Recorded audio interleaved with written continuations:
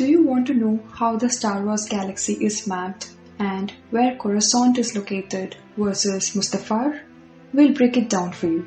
But before that, if you enjoy our content, please like the video and do subscribe for more Star Wars lore. With that, let's get started. We are starting in the heart of it all, the core worlds. These are the oldest, wealthiest and the most influential planets in the galaxy. The beating heart of the galactic civilization. So some of the planets are Coruscant, which is the jewel of the core, a city world entirely covered in skyscrapers and speeder lanes, the center of the Galactic Republic, home to the Senate and the Jedi Temple. We have Alderaan, a pacifist world of art and education. Destroyed by the Death Star, its loss became a rallying cry for the rebellion. Then we have Corellia, known for its elite pilots and starship production, including the legendary Millennium Falcon, a center of industry and rebellion. We have Chandrila, a peaceful world and the birthplace of Mon Mothma, later served as the capital of the New Republic. With that, next up we have the colonies.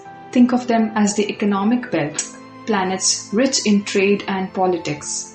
They represent the first wave of the core expansion, trade-heavy, developed and vital to galactic economics. One of the most popular planets was Cato Nemoidia, a wealthy and neutral planet in many wars, but later aligned with the Separatists.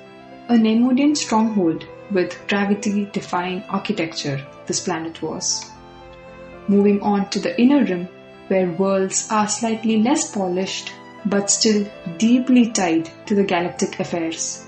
This region strikes a balance between the core influence and outer rim chaos, structured but increasingly independent. Most of these planets are covered in the Legends material, and some of them are Alderaan, Given, and Gotham. Now, things get rougher. Welcome to the Mid-Rim. We have Naboo, which is the regal, scenic and politically pivotal world. It is the birthplace of Padme Amidala and Emperor Palpatine as well. Then we have Kashyyyk, lush forests and towering Roshire trees, home to the Wookiees and the battlegrounds of the Clone Wars. We have Malastare, known for pod racing and its volatile politics. Its pod racing tracks were famous across the galaxy. And Ord Mantell, a world of scrapyards, gangsters and Bad Batch action.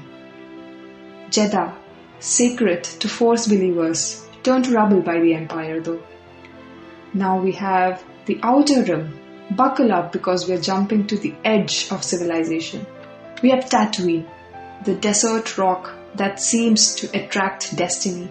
From Anakin's slavery to Luke's upbringing, it's a magnet for Skywalker drama. We've got Bespin too, the cloud city that floats here, where Vader sprang that iconic truth on Luke. Mustafar, the fiery crucible where Anakin Skywalker became Darth Vader. His fortress looms here, forged in pain and lava. Dagobah, murky and alive with the Force, where Yoda hid and taught Luke. Hoth, frozen and brutal, but perfect for a secret rebel base. We have Lothal, quiet and agricultural, but became the spark of rebellion. And don't forget Scarif, which is tropical and lethal, where rebels stole hope. And we have Dathomir, wild with dark force magic and home to the Night Sisters. Finally, we enter the shadows of the unknown regions. Exegol, a lightning-racked Sith world where Palpatine schemed in secret. We have Ilum, once a Jedi sanctuary for Kyber crystals, but turned into the Empire's Starkiller base. And Mortis, not a planet, more like a Force dream, a dimension that represents the balance between light, dark, and everything in between. And we have Kamino, waterlogged and engineered, the birthplace of the clone army. Every planet has a story, and now you've got the map.